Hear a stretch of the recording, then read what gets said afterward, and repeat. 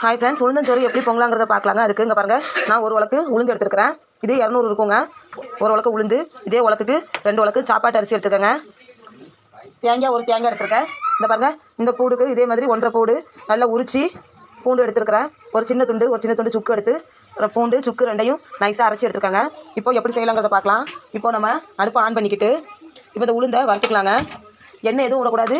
எண்ணெய் விடாமல் அவ்வளோதான் ஃப்ரெண்ட்ஸ். இந்த அளவுக்கு வறுத்தா போதும், இல்லைன்னா ரொம்ப கரிஞ்சிருங்க. இந்த பாருங்கள், தெரியுதா உங்களுக்கு? இந்த அளவுக்கு வறுத்தா போதும், இல்லைன்னா ரொம்ப கரிஞ்சிருங்க. கரிஞ்சிச்சுன்னா கசக்க ஆரம்பிச்சிடும். அதனால் இந்த அளவு போதும், ரொம்ப வறுபடக்கூடாதுங்க. இந்த அளவு போதும். இப்போ உளுந்து அரிசி ரெண்டையும் நம்ம கழுவி எடுத்துக்கலாங்க. இப்போ அடுப்பில் ஒரு பாத்திரம் வச்சுட்டு அதில் கொஞ்சமாக எண்ணெய் ஊற்றிக்கோங்க. நிறைய வேண்டாம், கொஞ்சமாக எண்ணெய் ஊற்றிக்கிட்டு இதை பாருங்கள், இந்த ஸ்பூன் தாங்க. இந்த ஸ்பூனுக்கு 1 ஸ்பூன் வெந்தயம் போட்டிருக்காங்க. வெந்தயம் லைட்டாக பொரியட்டும். பொரிஞ்சோன்னா கருவேப்பிலை போட்டுக்கலாம். இந்த பாருங்கள் ஃப்ரெண்ட்ஸ், வெந்தயம் போட்டு பொரிஞ்சோன்னா கருவேப்பிலை, நம்ம தேங்காய் வச்சுக்கோம் இல்லையா, ஒரு தேங்காய் அது ரெண்டையும் போட்டு லைட்டாக வதக்கிக்கலாம். ரொம்ப வறுக்கணும்னு அவசியம் இல்லைங்க. லைட்டாக வதக்கிக்கலாம். வதக்கிக்கிட்டு இப்போது நம்ம சாதம் பொங்குற அளவுக்கு தண்ணி எடுத்துக்கலாங்க. இதை பாருங்கள் ஃப்ரெண்ட்ஸ், நான் இந்த செம்புக்கு 2.5 செம்பு தண்ணி ஊற்றிருக்கேங்க.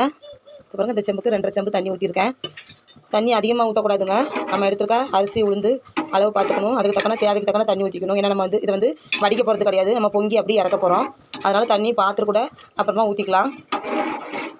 இப்போ தேவைக்கு உப்பு போட்டுக்கலாங்க. தேவைக்கு உப்பு போட்டுக்கோங்க. தண்ணி மட்டும் பார்த்து ஊற்றணும், அப்புறம் கஞ்சி மாதிரி ஆயிரும். தண்ணி மட்டும் பார்த்து ஊற்றணும். ஏன்னா நம்ம அது வடிக்க போகிறது இல்லை, பொங்கி இறக்க போகிறோம். அதனால் தண்ணி மட்டும் பார்த்து ஊற்றிக்கோங்க. இப்போ இந்த தண்ணி நல்லா கொதிக்கட்டுங்க. கொதித்தோடனே நம்ம அரிசி உளுந்தெல்லாம் கழுவி வச்சுக்கோலையே, அதை போட்டுக்கலாம். இது கூடவே நம்ம அரைச்சி வச்சுக்கோலையே சுக்கு பூண்டு, அதையும் போட்டுக்கலாம்.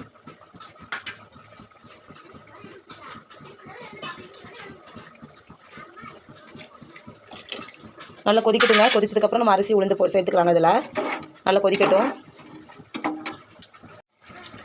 இது பாருங்கள் ஃப்ரெண்ட்ஸ், தண்ணி நல்லா கொதிக்க ஆரம்பிச்சிருச்சு. இப்போ நம்ம அரிசி உளுந்து ரெண்டையும் சேர்த்துக்கலாம். இப்போ பாருங்கள் ஃப்ரெண்ட்ஸ், அரிசி உளுந்து ரெண்டையும் சேர்த்தாச்சு. நல்லா கொதிக்கட்டும். கொதித்து பொங்கி வரட்டுங்க. இப்போ பாருங்கள், சேர்த்தாச்சு. நல்லா கொதிக்கட்டும். இப்போ பாருங்கள் ஃப்ரெண்ட்ஸ், தண்ணி பத்தலை, அதனால் நான் 1 செம்பு ஊற்றிக்கிறேன். தண்ணி பத்தலை, அதனால் 1 செம்பு ஊற்றிக்கிறேன். ஏன்னா நம்ம முதலே தண்ணி அவ்வளோ நிறைய ஊற்றணுன்னா கஷ்டமாயிரும். தண்ணி அதிகமாகிட்டுனா கஞ்சி மாதிரி ஆயிரும். அதனால் நம்ம பார்த்துட்டு 2வது கூட ஊற்றிக்கலாங்க. இது கரெக்டாக இருக்கும். நல்லா வெந்து வரட்டும். அவ்வளோதான் ஃப்ரெண்ட்ஸ். இதோ பாருங்கள், உளுந்தஞ்சோறு ரெடி ஆகிட்டு பாருங்கள், எவ்வளோ அழகாக உதிரியாக இருக்குது பாருங்கள். அவ்வளோதான். இந்த ஸ்டேஜில் நம்ம அடுப்பு ஆஃப் பண்ணிக்கலாம். அவ்வளோதான் ஃப்ரெண்ட்ஸ், இன்றைக்கி எங்கள் வீட்டில் சண்டே ஸ்பெஷல் இதுதான். உளுந்தஞ்சோறு, முட்டை அவியல், சிக்கன் தொக்கு. உங்களுக்கு இந்த வீடியோ பிடிச்சிருந்தா நீங்களும் ட்ரை பண்ணி பாருங்கள் ஃப்ரெண்ட்ஸ்.